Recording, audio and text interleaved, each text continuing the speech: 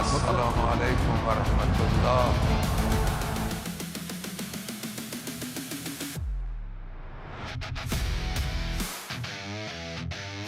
ধরুন আজ রাত আপনি ঘুমিয়ে আছেন, আর ওদিকে পারস্য উপসাগরের দুটি মার্কিন বিমানবাহী রণতরী থেকে শত শত যুদ্ধ বিমান উঠছে।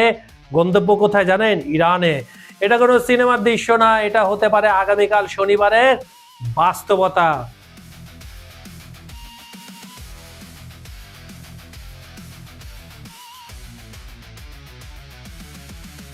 আমেরিকার শীর্ষ নিরাপত্তা কর্মকর্তারা ট্রাম্পকে বলেছেন, স্যার আমরা প্রস্তুত, তাহলে কি তৃতীয় বিশ্বযুদ্ধের কাউন্টডাউন শুরু হয়ে গেছে?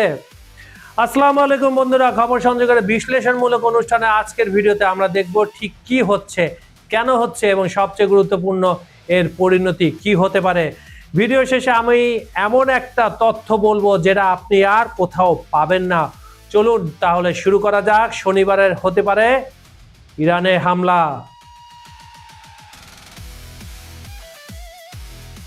গত বছর জুন 2025-এ কি হয়েছিল মনে আছে? মনে না থাকলে কোনো সমস্যা নাই, আমি মনে করে দিচ্ছি। ইসরায়েল ইরানে হামলা চালিয়েছিল, তারপর আমেরিকা সরাসরি মাঠে নামে। কোড নেম ছিল অপারেশন মিডনাইট হ্যামার। মার্কিন B-2 স্টাইলের বোমারু বিমান আমেরিকা থেকে 18 ঘন্টা উড়ে ইরানের 3টি পারমাণবিক স্থাপনায় বোমা ফেলেছিল। কোথায় কোথায়? ফোর্দো, নাতানজ এবং ইস্পাহানে। ইরান পাল্টা হামলা করেছিল কাতারের আমেরিকান ঘাঁটিতে। তখনকার মতো সংঘাত থেমেছিল, কিন্তু ঘটনা শেষ হয়নি। মূল সমস্যা ইরানের পারমাণবিক কর্মসূচি রয়ে গেছে। এখন ইরান 60% বিশুদ্ধতায় ইউরেনিয়াম সমৃদ্ধ করছে। এটা পারমাণবিক অস্ত্র তৈরির মাত্র এক ধাপ আগে। আন্তর্জাতিক পরমাণু শক্তি সংস্থা IAEA বলছে, বিশ্বে ইরানই একমাত্র দেশ যে পারমাণবিক অস্ত্র ছাড়াই এত উচ্চ মাত্রায় সমৃদ্ধকরণ করছে। আর এই কারণে ট্রাম্প ফুঁসছেন। এবার আসি আজকের সবচেয়ে গরম খবরে। 19 ফেব্রুয়ারি 2026 মার্কিন প্রেসিডেন্ট ডোনাল্ড ট্রাম্প তার শীর্ষ নিরাপত্তা কর্মকর্তাদের সাথে একটি গোপন বৈঠক করেছেন। বিষয় কি ছিল জানেন? এই শনিবারের মধ্যে ইরানে হামলা চালানো সম্ভব কিনা সেটা যাচাই বাছাই করার জন্য। নিরাপত্তা কর্মকর্তারা স্পষ্ট জানিয়েছেন, সেনাবাহিনী প্রস্তুত, যে কোনো মুহূর্তে অর্ডার দিলে অপারেশন শুরু হয়ে যাবে। তবে ট্রাম্প এখনো চূড়ান্ত সিদ্ধান্ত নেননি। এই মুহূর্তে হোয়াইট হাউস একটাই প্রশ্নের উত্তর খুঁজছে, যদি হামলা করা হয় ইরান কিভাবে পাল্টা আঘাত করবে। কারণ ইরানের হাতে আছে হাজার হাজার ব্যালিস্টিক মিসাইল, ড্রোন এবং মধ্যপ্রাচ্য জুড়ে প্রক্সি বাহিনী। হোয়াইট হাউসের মুখপাত্র বলেছেন, ইরানের উচিত ট্রাম্পের সাথে একটা সুন্দর চুক্তি করে নেওয়া, কারণ কূটনীতি ব্যর্থ হলে পরিণতি হবে ভয়াবহ। এদিকে ভাইস প্রেসিডেন্ট JD ভান্স স্পষ্ট বলে দিয়েছেন, আলোচনা এবং সামরিক অভিযান দুটোই টেবিলে আছে, ইরানই বাছাই করবে কোনটা সে নিবে। এটা পারতপক্ষে এক ধরনের হুমকি দিয়ে রাখা ইরানকে।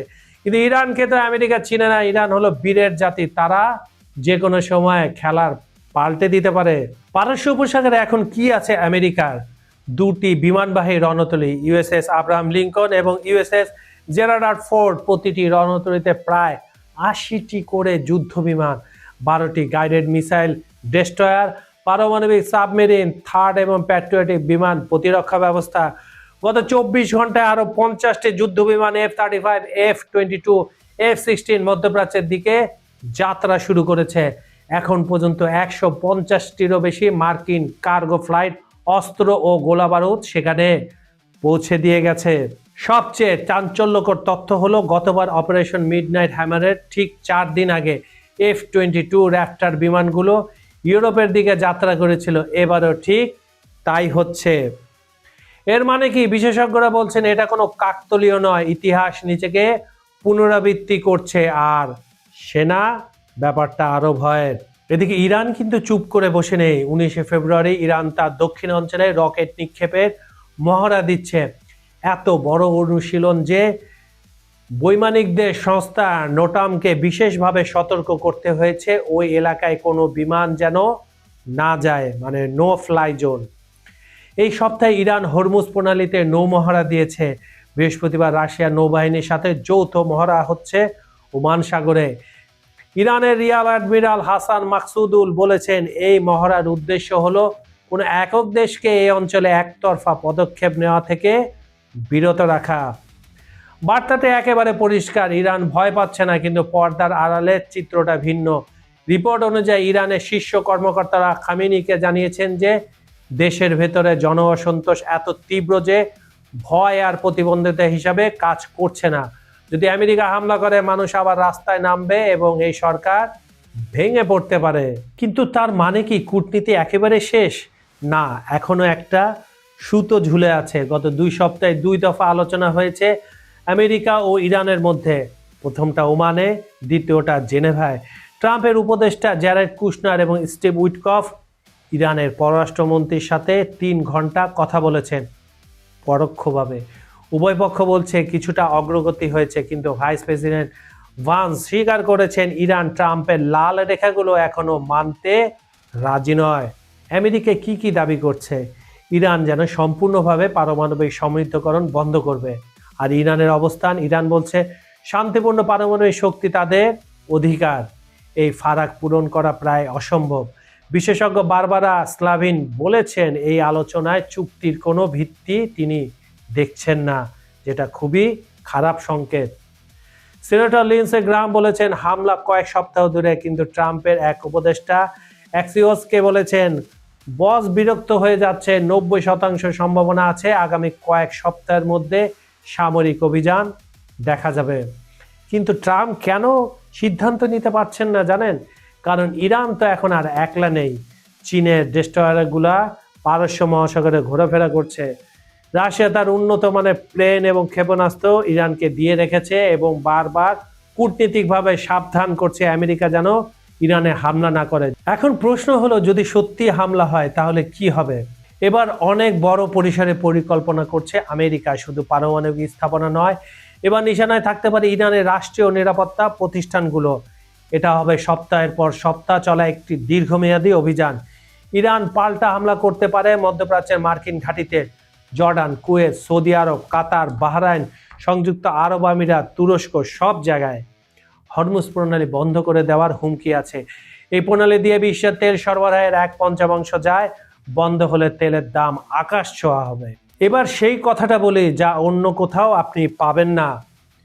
মনে আছে গত বছর 19 জুন 2025 হোয়াইট হাউস বলেছিল ট্রাম্প 2 সপ্তাহের মধ্যে সিদ্ধান্ত নেবেন কূটনীতি নাকি হামলা। ঠিক 3 দিন পর অপারেশন মিডনাইট হামার শুরু হয়েছিল। এখনো একই কথা শোনা যাচ্ছে। ইরানকে 2 সপ্তাহ দেওয়া হয়েছে বিস্তারিত প্রস্তাব পাঠাতে। ইতিহাস কি আবার নিজেকে পুনরাবৃত্তি করবে? এর মাঝেই কি ট্রাম্প আক্রমণ করে বসবে ইরানে? বিশ্ব এখন তাকিয়ে আছে একটাই প্রশ্ন, এই শনিবার রাতে আপনি কোথায় থাকবেন আর মধ্যপ্রাচ্যের আকাশে কি উড়বে? আজকের ভিডিও ভালো লাগলে লাইক দিন, আপনার বন্ধুদের সঙ্গে শেয়ার করুন, কারণ এই খবর সবার জানা দরকার।